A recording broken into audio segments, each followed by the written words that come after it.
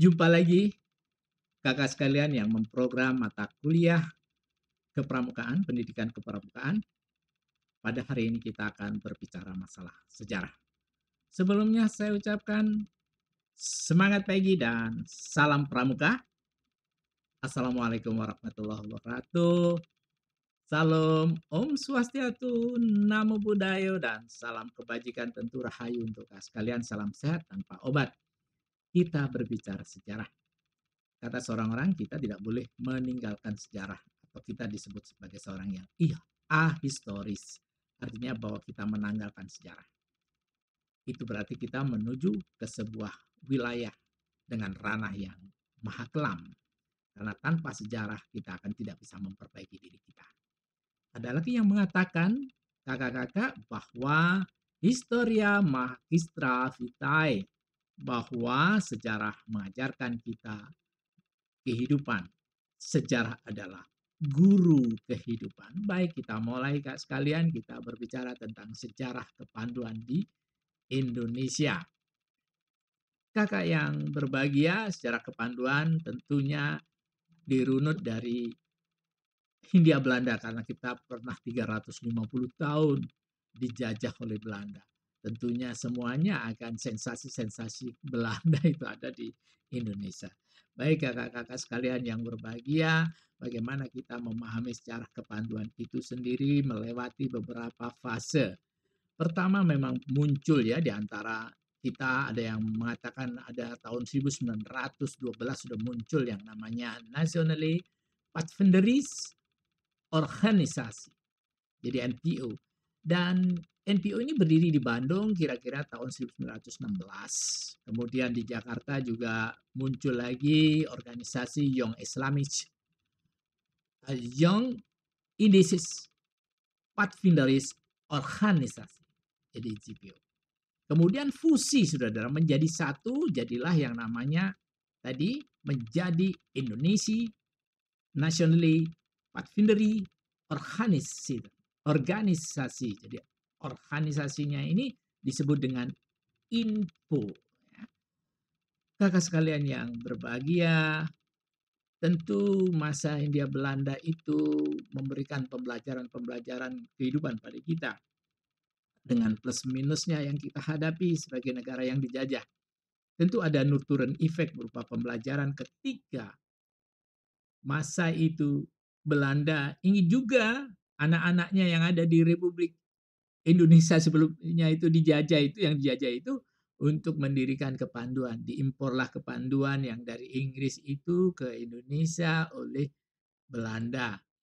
Akhirnya ada Netherlands Pathfinders Organisasi, NPO, dan itu mempunyai kuartir besar. Jadi seperti Kuarnas gitu, Netherlands Indische Pathfinders Vereniging, NIPV, yang ada di Jakarta. Tapi ini juga menaungi seluruh kepanduan Hindia Belanda yang ada di Indonesia, karena di kota-kota besar di Jawa, di Sumatera, itu di Celebes, Sulawesi, itu ada organisasi kepanduan yang tentunya ini akan mengacu pada suatu kuartir besarnya yang disebut dengan Netherlands Indische Pathfinders Vereniging. Kemudian tidak lama lagi pada tahun 1916-an ya, Mangkunegoro ke-7, beliau mendirikan Pandu Jawa, Javanese Pathfinders organisasi. Jadi tentunya sebagai manusia, organisme yang hidup, tentunya ingin berbuat baik. Kalau warga Belanda mendirikan pramuka dan itu ternyata mendidik orang jadi bagus, membingkai nasionalisme bagus, maka berdiri juga Javan Pathfinders organisasi. Jadi sensasi pramuka Jawa. Kemudian pada tahun 1918, Pathfinderis Muhammadiyah itu lahir. Tapi berubah tahun 1920 dengan nama Hizbul Walton yang disingkat HW itu, saudara-saudara sekalian. Kakak sekalian yang berbahagia, bahwa sebenarnya pada tahun 1916 juga berdiri kepanduan Al-Hilal yang ada di Sumatera Barat. Kelak akan saya bahas tersendiri setelah saya mengumpulkan beberapa literatur yang cukup memadai. Kakak sekalian yang berbahagia, bak jamur di musim hujan, organisasi kepanduan tumbuh dan kembang di negeri ini. Karena apa? Dirasakan memiliki manfaat luar biasa, mendidik generasi muda yang cakap, cerdas, dan penuh dedikasi.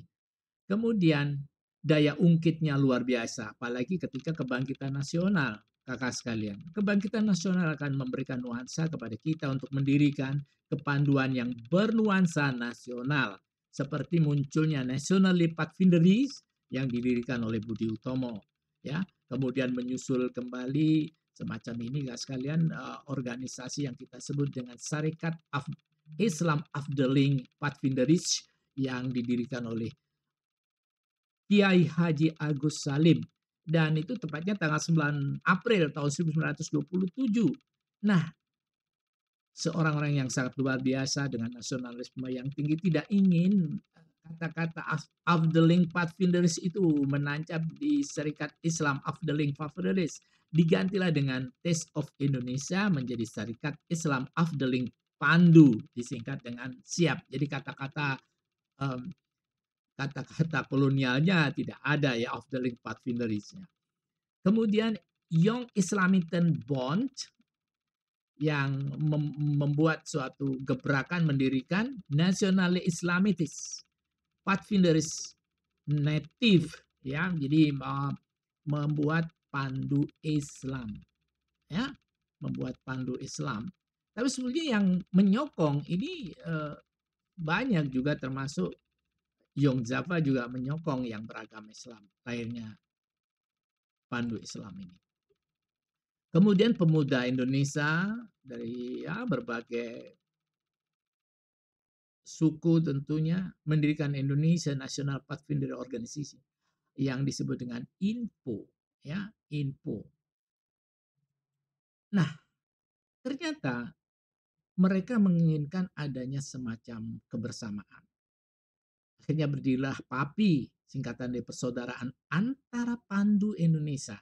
Itu merupakan federasi, saudara. Jadi federasi dari organisasi INPO, kemudian dari SIAP, ya, Serikat Islam itu, kemudian dari Nasional Kepanduan yang didirikan oleh pemuda itu menjadi satu pada tanggal 23 Mei tahun 1923.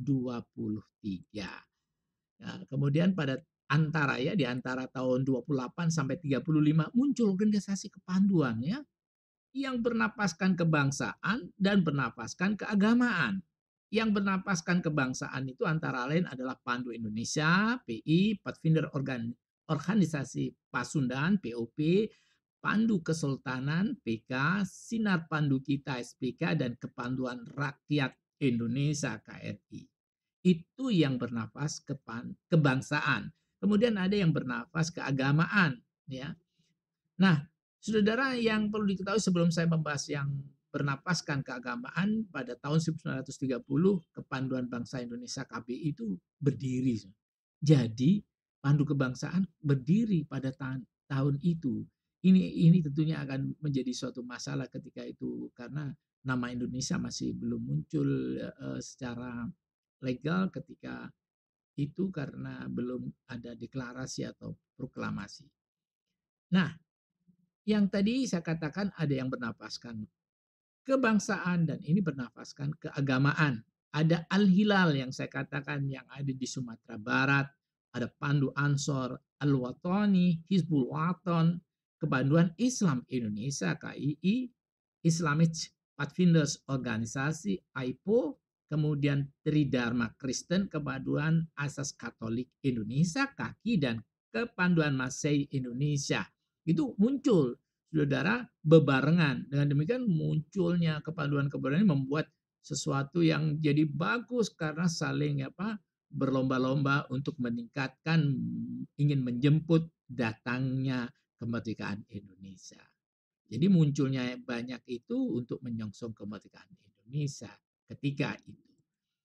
Dan juga muncul Perketi, sudah Perserikatan Kepanduan Tionghoa Indonesia. Ini nanti akan saya bahas khusus, ya. Perketi ini ada bukan pecah ya, menjadi dua, ada yang satu perketi, ini adalah kepanduan Tionghoa yang cowok-cowok, laki-laki ya. Kemudian yang perketip itu kepanduan putri ya. Jadi perketip belakangnya ada putri itu muncul, dan kepanduan ini biasanya tumbuh subur dan berkembang di sekolah THHK milik kawan-kawan dari Tionghoa ya.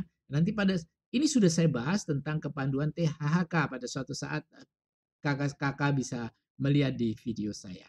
Kak sekalian yang budiman, ini ada ralat sebentar, saya menulisnya tergesa-gesa. Kongres di Surakarta itu terjadi tanggal 27 sampai 29, ini keliru ya, keliru 19 ya, 27 sampai 29 Desember tahun 1945 terbentuklah Pandu Rakyat Indonesia. Itu diakui sebagai satu-satunya wadah oleh Kementerian Pendidikan, Pengajaran dan Kebudayaan nomor 93 bagian A tertanggal 1 Februari 1947. Namun demikian ada kesadaran baru dan ada ya semacam himbauan dari kawan-kawan Pandu yang lain, sebaiknya kepanduan jangan Pandu Rakyat Indonesia lah satu-satunya wadah, tapi kita berkembanglah dari masing-masing yang punya identitas itu. Akhirnya pada tahun 50-an surat kementerian yang mengatakan satu-satunya wadah juga dikembalikan seperti semula. Dan yang paling mengenaskan pada dekade ini, saudara-saudara sekalian, jadi setelah terbentuknya Pandu Rakyat itu ada kawan-kawan bergembira menyelenggarakan api unggun di suatu daerah tertentu, dan ketika itu ada satu anggota kepanduan bernama Suprapto itu tertembak oleh tentara Belanda, akhirnya meninggal. Dan sebelumnya kalau kita nanti bisa melakukan semacam research yang lebih mendalam, akan kita ketahui bahwa Suprapto adalah seorang pahlawan kepanduan. Saudara yang berbahagia, tanggal 16 September tahun 1951 berdiri Ikatan Pandu Indonesia. Jadi yang tadi terikat dalam suatu Ikatan Pandu Indonesia. Dan Ikatan Pandu Indonesia ini mendapatkan pengakuan atau recognize dari kepanduan dunia pada tahun 1953, diterima sebagai anggota kepanduan dunia. Sekalian yang berbahagia, dan kita ketahui sekarang bagaimana dengan kelahiran Pramuka itu sendiri. Sebetulnya ada suatu hal yang melatari, banyak hal yang melatari ya sebelum lahirnya ini. Yang perlu diketahui adalah pada TAP nomor MPRS nomor 2 MPRS tahun 1960 tanggal 3 Desember tahun 1960 tentang Rencana Pembangunan Nasional Semesta Berencana. Ini yang sering dilupakan oleh Gerakan Pramuka. Karena dalam ketetapan ini ditemukan pasal 330.c dikatakan bahwa dasar pendidikan di bidang kepanduan adalah Pancasila. Kalau kita mengakui bahwa Pramuka berasal dari kepanduan, tentunya tidak boleh dan tidak boleh ditawar bahwa dasar pendidikan Pramuka adalah Pancasila. Ini yang perlu dikuatkan oleh kita semua agar kita paham kesejarahan itu sendiri. Nah, tak lama kemudian Presiden Mandataris MPRS pada tanggal 9 Maret tahun 1961 mengumpulkan tokoh-tokoh dan pemimpin gerakan kepanduan Indonesia di Istana Negara. Kemudian membahas, tentunya ada bahasan-bahasan, dan akhirnya keluar keputusan Presiden Republik Indonesia nomor 238 tahun 1961 sebagai tonggak berdirinya Pramuka, Gerakan Pramuka. Itu saudara-saudara yang bisa saya sampaikan. Sekali lagi saya mengharapkan saudara-saudara untuk tetap mencari beberapa literatur untuk memperdalam sejarah. Ingat bahwa Historia Magistra Vitae, sejarah adalah guru kehidupan.